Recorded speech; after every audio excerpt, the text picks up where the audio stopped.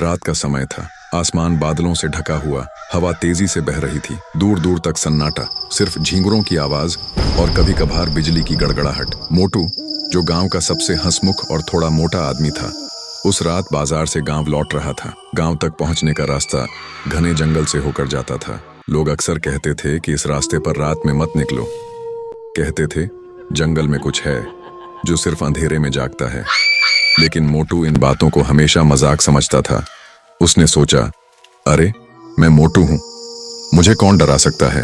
हाथ में थैली लिए वह गुनगुनाता हुआ आगे बढ़ रहा था। लेकिन आज हवा में कुछ अजीब था। पेड़ों के बीच से जैसे कोई फुसफुसा रहा हो।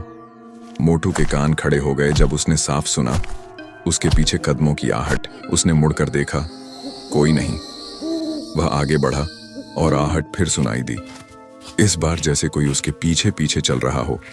मोटू का दिल जोर से धड़कने लगा।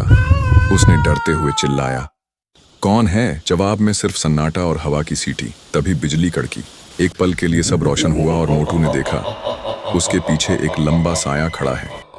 काला, बिना चेहरे का, सिर्फ आंखों की जगह दो लाल जलती हुई आग। मोटू के पैरों तले जमीन खिसक गई। वह भागने लगा, लेकिन जितना भागता उतना जंगल और गहरा होता गया। रास्ता बदल चुका था। पेड़ और घने और काले हो गए थे। उसके कान में फुसफुसाहट गूंजी, कहां जा रहा है मोटू? मोटू ठोकर खाकर गिर पड़ा। घुटने छिल गए।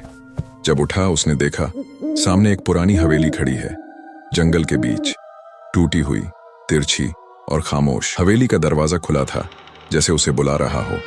डर के मारे मोटू अंदर घुस गया। अंदर घना अंधेरा, दीवारों पर झड़ता हुआ रंग, टूटी खिड़कियां और जमीन पर खिंचाव के निशान। तभी दरवाजा अपने आप बंद हो गया। मोटू ने जोर से धक्का दिया, पर दरवाजा हिला भी नहीं। उसके बाद उसने देखा, कमरे के कोनों में कई साए खड़े हैं। हर एक के चेहरे नहीं, सिर्फ दो लाल आंखें।